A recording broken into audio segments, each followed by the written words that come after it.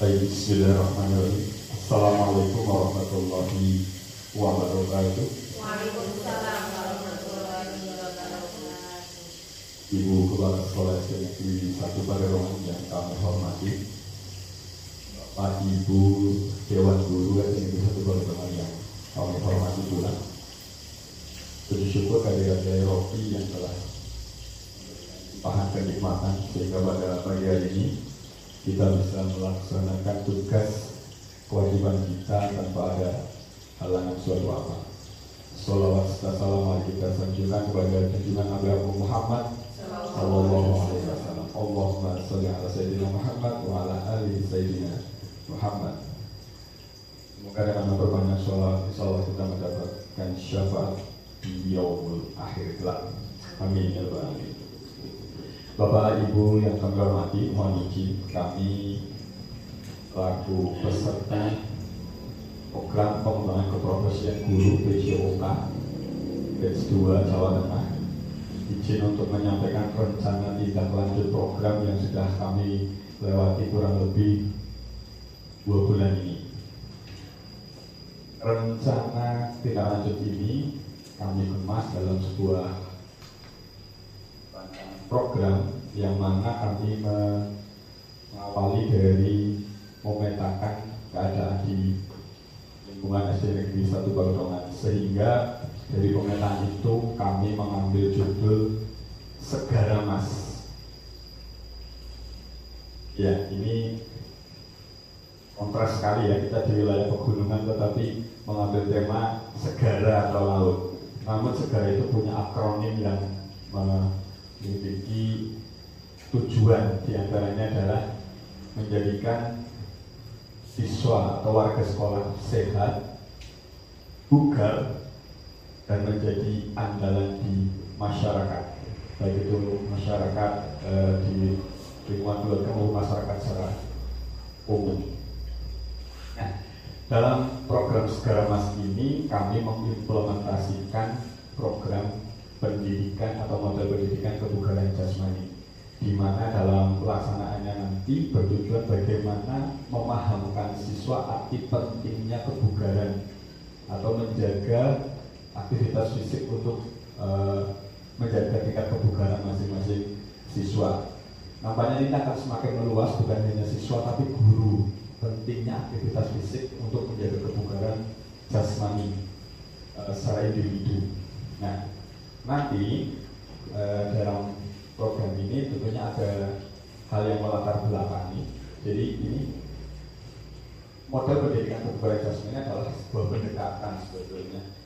Dalam pendidikan jasmani memfokuskan pada konsep, prinsip, dan strategi mengajar dalam rangka membantu murid mengembangkan dan menjaga gaya hidup aktif dan sehat.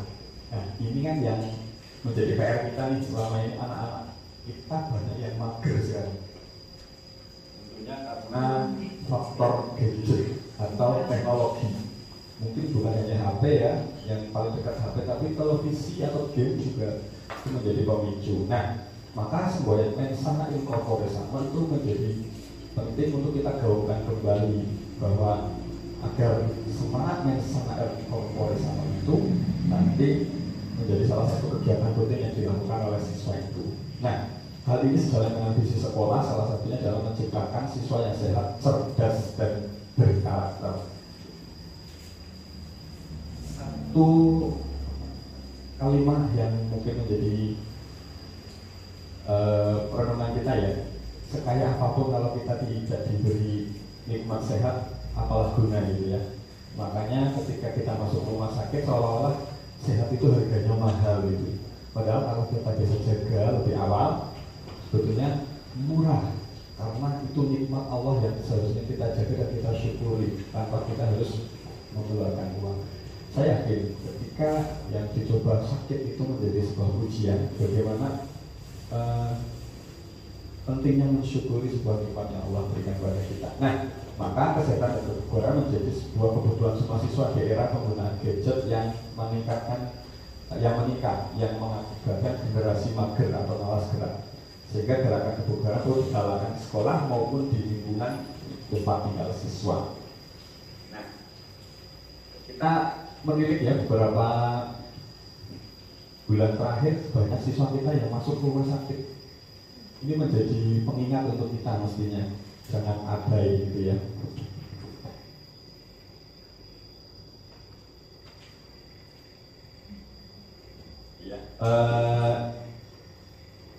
Menjadi pengingat untuk kita bahwa pentingnya menjaga kesehatan dan kebugaran di antara usaha secara fisik. Kita juga harus pandai membaca lingkungan ya, apalagi lingkungan sekarang sudah mulai musim penghujan gitu ya. Nah, tujuannya adalah bagaimana mewujudkan siswa yang berakhlak mulia, bugar, sehat, gembira, dan berprestasi. Gembira itu adalah watak siswa ya, karena usia SD adalah dunia bermain, jadi lekat dengan gembira. Nah, namun kegembiraan itu harus menghadirkan kesehatan dan kebugaran bagi siswa. Jadi nanti ke depan kita sebagai guru harus bisa memfasilitasi siswa bagaimana, atau mewadahi siswa aktivitas di sekolah untuk menunjang kebugaran atau kesehatannya. Yang kedua adalah meningkatkan kesehatan dan kebugaran siswa tentunya. Jadi tujuan program ini tidak lain adalah kebugaran siswa dan meningkatkan motivasi keterlibatan siswa dalam pembelajaran. Jangan salah Bapak Ibu, siswa yang sehat, bugar itu menunjang keberhasilan mata pelajaran yang lain, bukan hanya PJOK. Kalau anak yang sehat pasti akan bisa mengikuti pembelajaran di kelas atau mata pelajaran yang lain. PJOK mungkin hanya bagian kecil, namun aktivitas-aktivitas lain selain PJOK di pembelajaran PJOK itu juga mendukung anak untuk menjadi sehat dan bugar sehingga bisa mengikuti pembelajaran di kelas. Dan selanjutnya ini wahana aktualisasi komunitas belajar SWOT. Kita punya tombol SWOT ya, bahkan kalau saya runtut lahir sebelum saya mengenal menjadi guru penggerak. Waktu itu kita lahir sebagai perencana kegiatan saja, kegiatan insidental, namun berjalan sampai sekarang. Nah, nanti dalam program ini keterlibatannya ternyata bukan hanya saya sebagai guru PJOK, nanti ada guru kelas, guru mapel juga terlibat dalamnya, bisa dalam tahapan evaluasi maupun pelaksanaan kegiatan nanti. Nah, ini adalah capaian langkah dan hasil yang diharapkan. Jadi nanti dalam capaian atau peran, yang pertama bagaimana memahamkan murid atau siswa tentang pentingnya menjaga kesehatan dan kebugaran.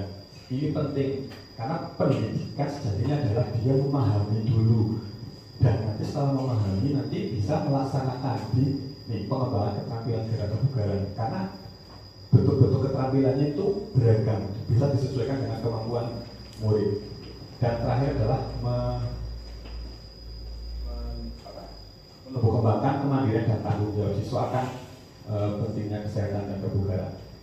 Langkah yang akan kita ambil nanti kita akan membahas dalam kelas pemahaman dulu, terus yang selanjutnya melakukan beberapa aktivitas untuk kebugaran apa saja kita contohkan dan kita latih.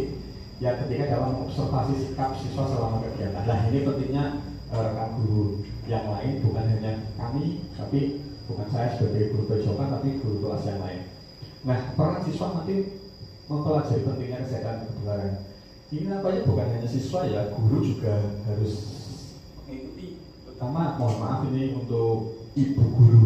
Saya yakin aktivitas gerak jasmaninya menurun pasca menjadi ibu. Ya, mungkin menganggap ketika mencuci, menyapu itu bagian dari aktivitas jasmani. Itu adalah bentuknya aktivitas fisik. Ya, tapi belum tentu itu meningkatkan kebugaran. Ya, karena kalau aktivitas yang mengukur kebugaran itu bisa terukur sendiri. Ya, meskipun udah capek nyetrika itu bukan dalam bentuk yang aktivitas itu kegiatan rutinitas gitu ya. Ya, lanjut, guru nanti mengobservasi dan mengevaluasi. Nanti di masanya saya harapkan tanggal 4 ini sudah mulai saya sebar untuk pemahamannya. Tanggal 5-6 nanti mencoba praktek, tanggal 7 adalah observasi langsung.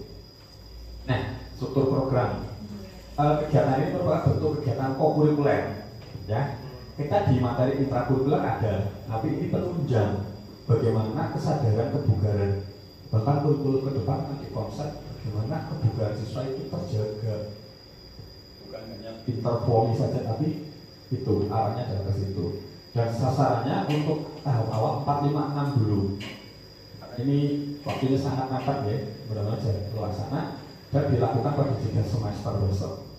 Kemudian ada komunitas belajar sekolah yang bertugas dalam pelaksanaannya, yakni saya sebagai prakasa nanti dan guru kelas sebagai motivator sekaligus evaluator dalam kegiatan ini nantinya. Nah, aset ini kalau kita mengatakan aset ini jelas diawali dari sumber daya manusia ya. Terutama kita punya kepala sekolah, karena ada sekolah yang tidak memiliki kepala sekolah gitu. Terkait dengan kebijakan nanti kegiatan kebugaran ini bisa jalan, salah satunya adalah atas izin kepala sekolah. Yang kedua, guru dan teknik yang profesional. Wah, saya bangga kalau jadi satu Pagedoman itu gurunya lengkap sehingga saya makmur. Nih ya, ini bukti kemakmuran saya di sini ya ini. Nah, di sebelah udah bau kemakmuran gitu ya. Ya, nanti sebentar lagi saya yakin akan dibawa ke meja, di tengah meja ini. Nah, yang selanjutnya adalah siswa yang aktif. Bapak Ibu bisa membayangkan setiap hari tidak ada anak yang duduk-duduk tapi main bola gitu ya. Tapi terkadang, ya meskipun dia bermain, ternyata dia abai. Dalam arti gini, belum bisa bermain yang safety atau aman. Itu yang kadang kita lalai karena itu yang perlu kita evaluasi. Kita harus mendampingi dan memfasilitasi sebetulnya ya. Kalau melarang, yang namanya anak dilarang mesti berontak, meskipun manut, hasilnya ada pemberontakan. Baik itu anak kecil, anak besar, anak tua. Ya.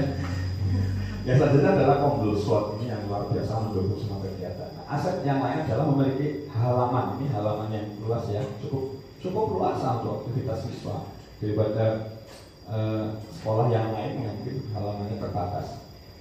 Udara segar terletak di pedesaan. Kita bersyukur ya, sudah nggak ada bau-bau kandang ayam ya. Kalau belum ya, ya tapi udah lama ya. Itu termasuk. Nah, ini adalah angka evaluasinya. Jadi setiap program itu jalan, ini akan ada evaluasi. Nah, yang pertama dari tujuan dalam meninjau capaian pemahaman dan tingkat kebugaran. Jadi anak memahami atau menyadari pentingnya itu dan melakukan. Nah, umpan baliknya nanti pengalaman dari aktivitas murid itu apa, kita akan menggali. Nah, ini bisa saja nanti guru kelas, Mas, hari Minggu kemarin siapa yang jogging? Itu salah satu bentuk aktivitas kebugaran. Jadi bukan hanya di sekolah ya, tapi di rumah. Karena kebutuhan anak untuk gerak itu memang sebetulnya tinggi. Ya. Yang kedua, mengumpulkan pendapat melalui refleksi atau tanya langsung, ya, Mas, kemarin setelah jogging apa yang kamu rasakan, gitu ya. Terus ada refleksi guru juga, terutama itu terkait dengan rancangannya, pelaksanaan dan pengelolaan program pendidikan kebugaran yang sudah disusun. Evaluasi kinerja tim, jadi ini nanti gambarannya kerja bersama ya, nanti meninjau kolaborasi apakah kerjasama di antara kita dan terutama tentang program kebugaran itu. Yang kelima, evaluasi manajemen kelas, pengalokasian waktu. Biasanya kita sering terkendala masalah waktu. Contoh, ya kan, karena kebugaran hujan Pak gitu. Nah, itu yang menjadi kendala. Selain waktu berarti ada situasi, efektivitas aktifan murid dan terlibat sesuai tugasnya. Yang enam adalah pengumpulan data oleh observasi langsung. Jadi nanti ada data langsung ya yang harus kita ambil gitu untuk bahan evaluasi. Nah, tantangan apa sih atau hambatan apa yang bisa muncul dalam pelaksanaan program itu? Yang pertama adalah konsistensi melakukan aktivitas gerakan. Kalau ibu-ibu ini yang melaksanakan program, dia ini semangat ya. Tapi kalau udah tercapai ya abai lagi, sehingga kebutuhan akan itu tidak konsisten. Nah, ini yang jadi kayak kita harus bisa membedakan ya sehat dan bugar. Sehat itu cakupannya lebih luas. Kalau bugar lebih ke aktivitas fisik. ketika melakukan segala aktivitas nanti bisa pulih kembali dengan baik untuk melakukan aktivitas selanjutnya. Jadi itu berkaitan dengan aktivitas kebugaran atau fisik yang menunjang kebugaran. Tapi kalau sehat harus dicek banyak nih, kolesterol, gula nih, ya, darah tinggi, hapora gitu ya. Sing lebih mentalnya juga dicek gitu ya. Iya, sehat mental gitu. Jadi Bapak Ibu bisa saya bilang nih, saya bugar, tapi belum tentu saya sehat. Ya? Saya bugar karena dari kemarin saya berangkat kerja, pulang kerja, melakukan aktivitas bugar, seperti nggak ada masalah, tapi belum tentu saya sehat. Mungkin kalau saya ke dokter, cek kolesterolnya tinggi gitu ya, ke psikolog, wah ini maksudnya sih lagi stres tingkat tinggi sebetulnya ya, senyum-senyum tapi sebetulnya membedah banyak persoalan gitu ya. Itu salah satu indikator dari sehat, itu komponennya banyak. Makanya di S1 pada tahun ini mudah-mudahan menghadirkan lingkungan yang sehat lah ya, untuk menurunkan tingginya faktor yang memicu ketidaksehatan itu. Salah satunya yang hubungannya dengan sehat mental, karena lingkungan itu sangat mendukung. Yang kedua adalah rasa bosan aktivitas yang monoton, seolah-olah aktivitas jasmani kebugaran ya, lari, melompat, kegiatan-kegiatan yang monoton, sifatnya monoton, padahal tidak. Itu bisa divariasikan berbagai gerakan. Yang selanjutnya adalah mengabaikan pentingnya menjaga kebugaran karena banyaknya tugas sekolah. Nih, di kurikulum Merdeka sebetulnya ada kebijakan ya, pemotongan 30% dari kurikulum lalu. Jadi nek caranya aku sebagai wali murid, anaknya masih 2 IPS, jadi keberatan gitu loh. Karena aktivitas di sekolah saja sudah padat. Anak saya kan pulang jam 2 nih, kan sudah padat, isi 2 IPS. Lah, masa untuk belajar sama orang tua kapan gitu? Ya, kayaknya cara-cara ini harus kita reduksi ya, agar tidak berkembang lagi tradisi ini, memberi PR dengan dalih agar ada aktivitas tambahan di sekolah, di rumah. Kalau orang tua mengharapkan itu menurut saya orang tua yang menyia-nyiakan waktu bersama anak. Karena anak terlalu disibukkan dengan aktivitas belajar. Padahal belajar bukan hanya tentang di sekolah, teks, buku dan sebagainya. Bercengkrama dengan orang tua itu juga wahana belajar. Ya. Kemarin saya lihat itu ada anak perutnya juga sama tali ditalikan ke pintu gitu. Iya, bagi sebagian orang itu opo gitu. Tapi aktivitas itu merangsang. Iya, nah itu kan bisa saja lompat, tarik, lompat, pembentukan gerak motor itu lah. Iya, itu loh. Itu yang harus kita pahami gitu ya. Termasuk mungkin curhat, keluh kesah anak juga harus kita dengarkan ketika di rumah. Jadi saya juga agak keki kalau ada PR buat anak gitu. Kalau tugas project, nah saya dukung. Karena kalau project kan berarti ada pengembangan ya dari materi pokoknya, sehingga anak mendapatkan pengalaman langsung dari project itu. Kalau PR-nya mengerjakan halaman ini, gitu ya. Terus maraknya penggunaan gadget pada anak. Ini dilema antara mengikuti perkembangan zaman, namun untuk usia anak, terutama kita di PSD ya perlu bijak dalam penggunaan ini. Nah, ada solusi yang akan kita tawarkan, yakni guru orang tua harus memotivasi siswa tentang pentingnya menjaga kebugaran. Ya, apalagi anak kalau motivasi dari guru itu pasti akan digugu, lanjut ditiru. Guru digendut sebenarnya kalau evaluasi. Ya. Iya, karena lo kok guru digendut gitu ya. Ya. Tapi gini, ada konsep gini, orang entah itu dikata gendut atau rempeng, selama dia nyaman, itulah bentuk ideal yang sesungguhnya. Betul, kalau dia masih nyaman, ya oke aja, gitu ya. Saya punya temannya Mbak Ana ini malah ya, guru agama di salah satu sekolah. Oh bodohnya, tapi PD-nya luar biasa. Wis. Iya. Betul. Dia enggak terbebani akan bentuk fisiknya, tapi dia PD, dia semangat dengan apa yang semangat dengan apa yang dia lakukan. Bahkan sering membuat situasi yang menyenangkan dalam tim ya. Iya gitu. Jadi udah enjoy aja teman saya kayak gitu. Jadi bukan masalah body shaming, tapi sepanjang kita nyaman dengan bentuk tubuh kita, beraktivitas kita tidak terganggu, bisa dikata masih ideal. Itu ya, kecuali aduh jongkok bae mau BAB abot banget, itu perlu kita pikirkan. Oke, selanjutnya memvariasikan aktivitas kebugaran. Sebetulnya banyak ragam ya. Kalau di rumah itu bisa jalan-jalan pagi hari Minggu itu bersama anak jalan, karena jalan daripada jogging itu lebih efektif jalan sebetulnya. Ya, untuk lantaran menjaga kardio, kesehatan jantung. Bapak Ibu mungkin perlu ini ya, sering mengukur denyut nadi ya. Kalau di rumah saya itu orang tua saya sudah saya siapkan tensi malah. Digital itu kan sekarang bisa masang sendiri, bisa ngecek sendiri seberapa gitu ya. Kalau kita bisa ngecek secara manual dengan mengukur denyut nadi. Kalau ini rata-rata di atas 25 lah ya, 25 sampai 50.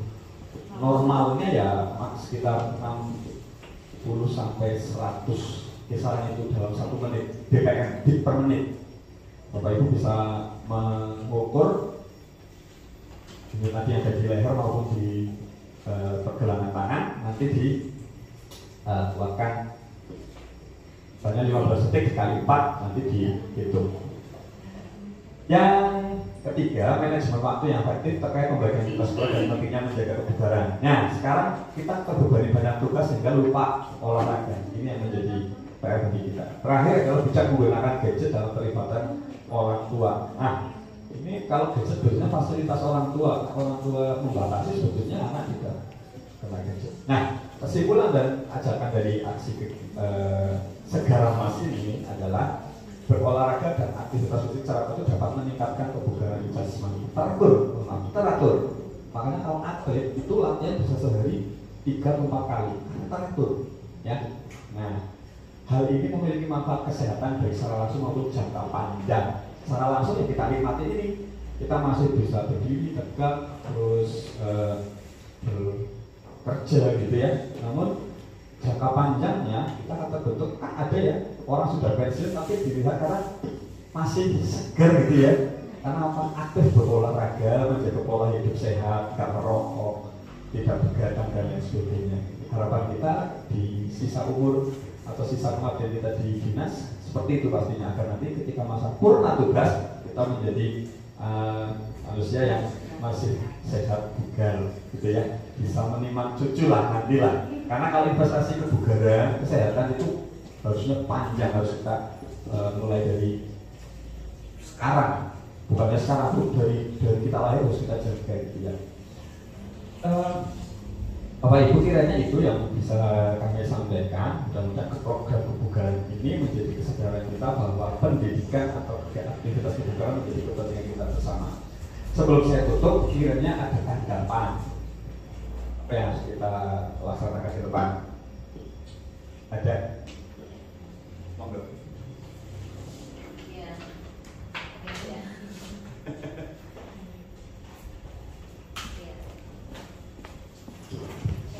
Ya. Saya sangat menyambut dengan gembira ya dengan program dari Pak Sulis tadi tentang Segara Mas ya Pak ya. Iya betul. Jadi ya apa yang dikatakan oleh Pak Sulis itu sangat betul. Kalau anak-anak sehat itu pasti akan meningkatkan mood ya, meningkatkan mood anak-anak saat belajar, juga meningkatkan motivasi. Nah jika motivasi itu terbentuk sudah bagus, maka prestasinya juga akan mengikuti seperti itu. Saya sangat setuju, dan program ini ternyata tidak hanya diikuti oleh siswa saja, tetapi oleh guru-gurunya. Nah, terutama guru ini yang banyak mager ya. Nanti kita akan bersama sehat bersama, gitu, bugar bersama, insya Allah. Nah, yang saya tanyakan adalah bentuknya, gitu Pak. Bentuknya itu program ini bentuk olahraganya itu apa, atau mungkin ada aktivitas apa itu, yang apakah itu dilaksanakan setiap hari atau mungkin kapan gitu ya. Nah, karena kita kan sudah punya program hari Selasa dan hari Jumat itu senam ya. Nah, itu apakah dilaksanakan seperti senam seperti itu, atau mungkin ada yang lain seperti itu untuk aktivitas kebugaran tersebut? Itu aja yang mau saya tanyakan. Dan selamat sekali lagi untuk Pak Sulis atas programnya, sangat bagus ya, dan insya Allah kita akan menyambut dengan baik. Yang lain ada? Gak apa-apa ya kalian tanya.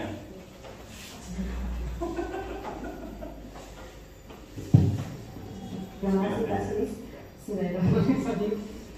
Yang ingin saya tanyakan, tadi kan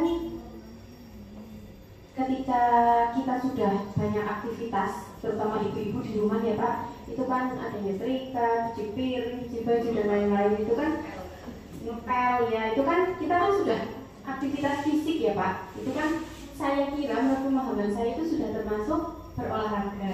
Nah, yang saya tanyakan, apa sih bedanya aktivitas fisik dan aktivitas jasmani itu Pak? Terima kasih. Ya baik. Ya. Yang pertama dari Ibu Masih ya, betul, kita punya program yang sudah berjalan, yaitu senam Selasa dan Jumat.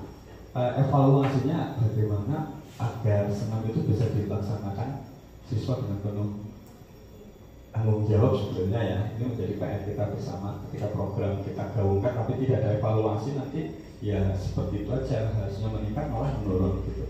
Itu yang pertama. Nah, rancangan program ke depan karena ini akan kami buatkan dalam bentuk demo, yaitu sirkuit train. Sudah kami jelaskan di slide tadi.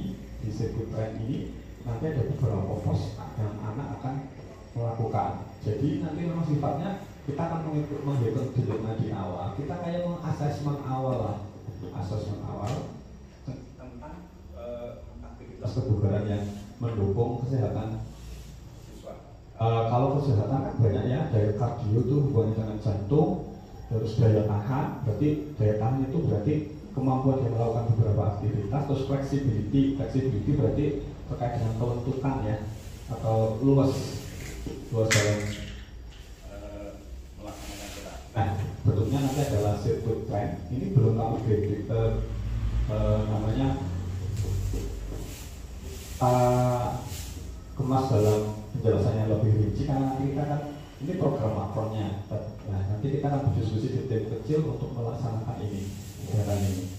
Itu bentuk kegiatannya. Nanti ini modulnya sudah ada, nanti bentuknya. Ini contohnya misalnya ya, itu lari kecil dulu, terus lompat dengan ketinggian sekitar 20 cm, itu di situ ada sit up, terus multi step atau bolak balik, terus lompat itu ketinggiannya sudah bertambah itu, dan di sini ada merayap pada matras, terus zigzag, terakhir adalah skipping. Aktivitas berantai seperti ini nanti bisa mengukur daya tahan, salah satunya daya tahan atau kesehatan jantung, nanti bisa diukur lewat denyut nadi. Itu yang kedua dari Bu Ana. Ya, terkadang ibu-ibu memang merasa sudah puas ya ketika melaksanakan aktivitas di rumah, itu bagian dari olahraga. Kalau aktivitas ini jasmani sama fisik sebetulnya kan sama ya. Aktivitas jasmani atau fisik itu sama, aktivitas yang menggunakan gerak tubuh gitu. Nah, hanya saja dalam pelaksanaan tugas di rumah itu bentuk pengenaan masing-masing geraknya itu belum tertuju pada aspek menuju kebugaran yang dicapai. Contoh misalnya nyetrika, kan duduk malah bengkek, ngepel, ya bungkuk, gitu ya. Jadi secara sadar ibu-ibu belum melakukan aktivitas yang tujuannya untuk membangun ke arah kebugaran, tapi lebih ke aktivitas untuk menyelesaikan pekerjaan. Ingat, dalam mencapai tingkat kebugaran itu harus kesadaran secara penuh untuk melakukan, bukan disandi ketika iya. Karena memang bugar atau sehat itu harus dibangun benar-benar kesadaran kita untuk mencapai itu. Contoh misalnya diet kan benar-benar dijaga, baik pola makan dan sebagainya. Nah kalau kita pengen kuat tangan, apa ya mau perawat bendungan? Sing pikir kan kita pengen latihan bersih mesti. Tapi kalau memang pengen kuat tangan, mesti akan bermain jari terbang dan sebagainya. Jadi sangat beda ya, meskipun itu aktivitas jasmani yang mendukung ke arah itu, tetapi kesadaran untuk melaksanakan aktivitas bugar itu sebetulnya masih fokusnya dalam menyelesaikan pekerjaan. Makanya saya yakin di semua lini, baik sekolah dari SD sampai kampus, mesti ada mata kuliah olahraga. Pasti ada. Di kuliah ada kan? Apa enggak ada? Orang mana? Ada. Kalau PPC ada Ya. Di S1 magister kayaknya juga ada itu. Kalau yang reguler ada itu.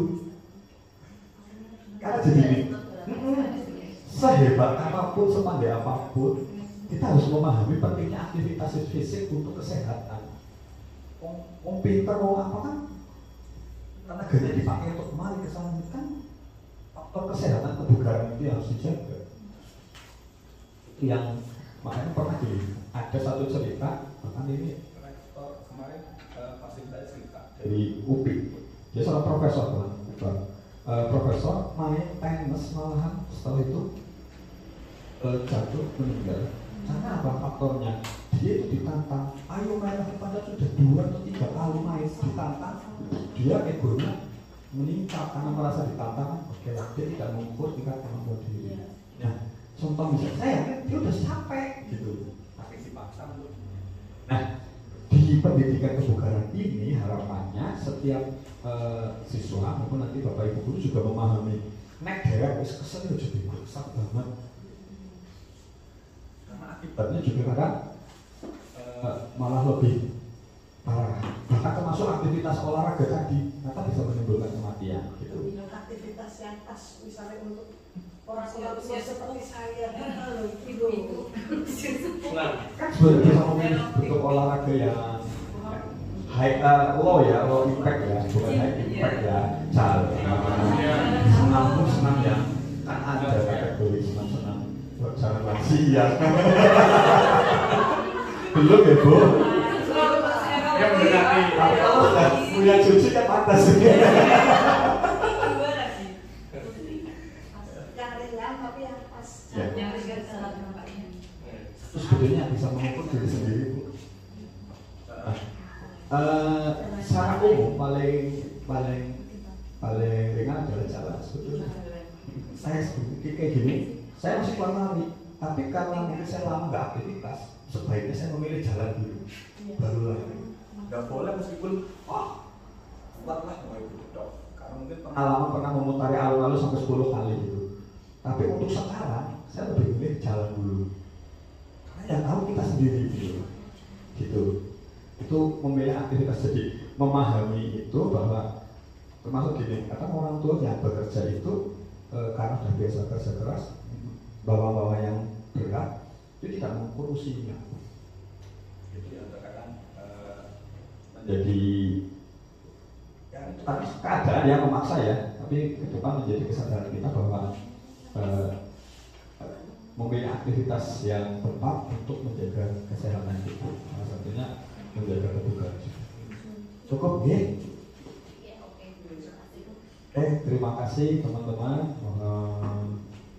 Maaf dan kesusahannya dan berikutnya sebetulnya banyak yang saya bahas terkait dengan pengalaman kemarin pasca GP, terus PPGP, PPG ya, PPG ternyata banyak untuk sekolah. Salah satunya adalah memahami karakter anak, terus belajar berdiferensiasi yang seperti apa. Ternyata sebagai contoh nih, menilai anak ketika contoh misalnya sekarang pelajaran ini nanti akan saya tes satu-satu, itu meningkat meningkatkan tingkat stres siswa itu yang tinggi. Oh, mendadak ya. Daripada misalnya gini, contoh misalnya mungkin ini bisa dipetakan masing-masing pelajaran. Kalau di olahraga seperti ini, saya akan menilai passing bawah anak. Ketika saya sudah mengajarkan passing, itu kan udah drilling ya. Silakan lakukan 10 kali, berapa kali, atau semampu kamu dulu sebelum kamu. Nah, nanti pada saatnya nanti akan melakukan passing 5 kali. Satu anak disuruh passing 5 kali, begitu dapat giliran apalagi ketika dia tampil pertama gagal, itu tingkat stresnya nanti ini. Tapi beda ketika Mas silakan mencoba bermain sebisa kamu. Dia mungkin tidak passing 5 kali, tapi saya akan mengamati anak itu dapat bola berapa kali dan saya nilai benar apa enggak. Karena pada dasarnya saya akan menilai adalah cara dia passing, bukan banyaknya dia passing. Seperti itu. Atau ketika dia bermain berpasangan, Mas coba kamu passing berpasangan dengan itu, semua berpasangan. Dari situ kita menilai, jangan dipanggil satu-satu. Mungkin bisa diterapkan di mapel lain, misalnya gampang, misalnya ketika wudhu gitu ya, jangan wudhu ditinggoli, pas pembiasaan aja itu wudhunya seperti apa gitu, tanpa kita hari ini kita akan penilaian wudhu, stresnya tingkat 2. Terus tahu ya Kemarin istri saya saja biasa baca bacaan sholat, begitu kita sama itu.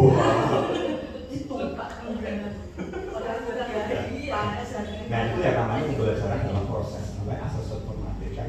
Pada saat proses pembelajaran itu malah bisa lebih efektif daripada sumatif.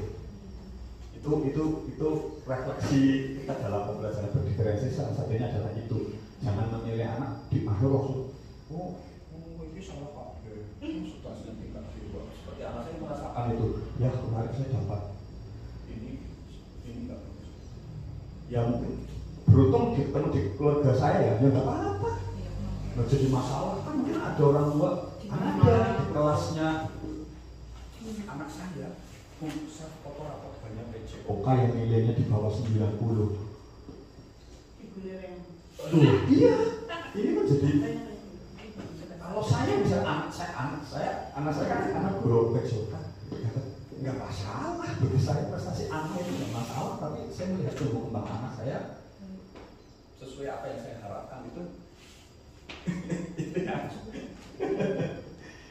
Itu pengalaman berikutnya terkait dengan refleksi guru. Dalam arti gini, menganalisis hasil itu berbeda dari analisis secara data ya, tapi analisis lain salah satunya adalah apa yang sudah kita lakukan baik, tingkatkan, dan belum kita perbaiki. Analisa bisa dari murid, guru kurang apa sih gitu, apa pembelajaran hari ini menyenangkan. Biasanya anak akan pesan dia menyenangkan, kita beri kebebasan aja. Mungkin karena takut sama gurunya, jangan sampai sama gurunya dia mengikuti karena takut nggak dapat nilai. Intinya itu. Jadi nanti anak tidak hadir secara penuh di kelas itu. Yang selanjutnya gini, refleksi ini masih refleksi ya. Refleksi terkait dengan peningkatan yang akan datang. Terkadang kita sering belum terbuka terhadap evaluasi atau refleksi antar rekan. Ketika kita dikoreksi antar rekan, terkadang masih ngomong kobeyo kayak gitu. Terus di refleksi oleh pimpinan malah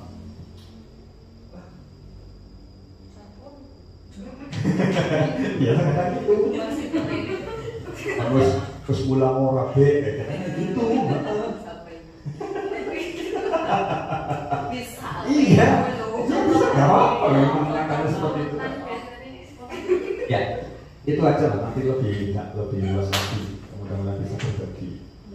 Terima kasih. Kami akhiri. Assalamualaikum warahmatullahi wabarakatuh.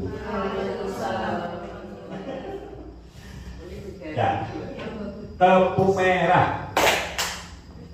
Lagi tepuk merah. Baik, tepuk biru.